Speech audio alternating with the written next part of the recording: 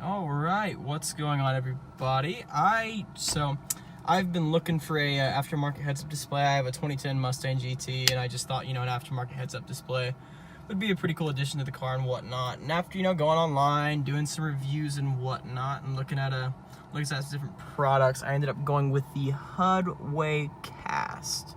Initial thoughts, I guess we can go with that. Initial thoughts, it looks pretty good. It looks like, it's nice quality. Seems like a quality product. It's not cheap. None of the materials are cheap.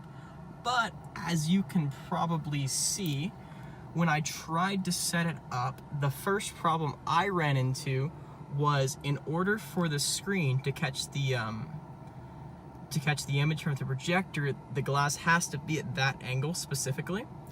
And how my dash is designed, and I have a pretty big dash. I would say this is pretty average for a dash. My windshield may be a little low, but like I said, I feel like it's pretty average.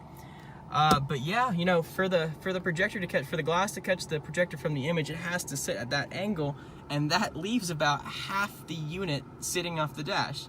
And I can't do that. It's in the way. It's down here with my steering wheel and whatnot. Let's go ahead and power the unit on. But that was my biggest problem from the get-go. It was a kind of a hard initial setup. But here, let me just run you through the process of turning this thing on and setting it up and whatnot.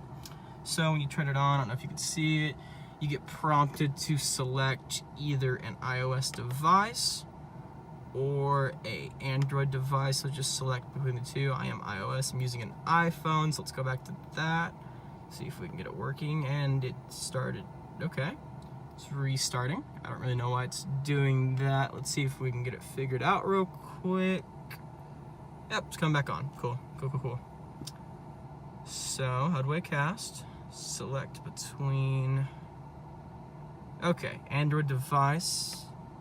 Okay, set iPhone. Let's go back there if we can. Yeah, I gotta admit, I was a little annoyed that, it's pretty easy to have technology that detects whether you're using an iPhone or an iOS. I just thought it was kind of dumb. You had to select that when you turn the device on. Not a huge deal though. Okay, I'm using another iPhone here. Go settings, Wi-Fi, see the Hudway. Okay, we're connected, perfect. And then go to the casting options via the screen mirroring. Select that, and we are set up. So as you can see, I was pretty happy with how clear the screen is. I know they're kind of advertising this as augmented reality and whatnot, and I was pretty surprised because it's a very bright day. It's around 2 o'clock. The sun's pretty much at its highest peak, and you can see it's pretty clear. So let's pull up some ways we can check out what a GPS would look like. As you can see, the angle, it's pretty bright, pretty clear. It looks pretty good. I was pretty happy with that. And the thing has onboard speakers built in, so you can hear your directions whenever you're using Waze. So whenever it tells you to turn left, right, whatnot, it'll tell you what to do. Show you the speakers real quick. They're not bad. That's just the music, and usually you just be using it for your directions when you're turning and whatnot. So yeah, speakers aren't bad.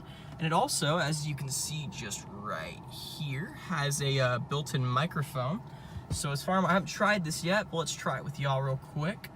Hey Siri. Yeah, that works pretty well. That's cool. I like that. That's nice. So yeah. So I guess my biggest problem thus far with the Hudway is it won't fit on the dash. I tried to use it. I was really excited to use it. I finally got it in, and it just won't fit on the dash, so it's not really an option with me. And like I tried, you can set it up over here if you'd like. And like I said, it's just still the same thing. It's a little bit better. You can kind of get it on the dash. Then I would have to crouch down to see the phone, and that just wouldn't be very, practical whatsoever. Let's put it back here real quick. Sorry, I'm one-handed. But yeah, no, it's okay. I was a little disappointed. I don't really know if it's gonna be the heads-up display for me. I may explore some different brands and see if they're just, more suited to my needs and whatnot. Because, you can't really use it like that. It's just not really feasible. It's not really possible. Everyday use and, drivability and practicality and whatnot. I will say from, my experience, setting it up and recording this video and whatnot, the whole casting process seems kind of tedious, not very efficient, not very intuitive, if you ask me, because I think it's kind of ridiculous. You have to select whether it's an iOS or Apple device. I mean, sorry, an iOS or a Samsung or an Android device. And I mean, it's just a button you press once, so it's not a huge deal. But still, something that costs as much as this and has been advertised in the sense of being the future and being augmented reality could have something as simple as detecting whether it's an iOS or an Android device.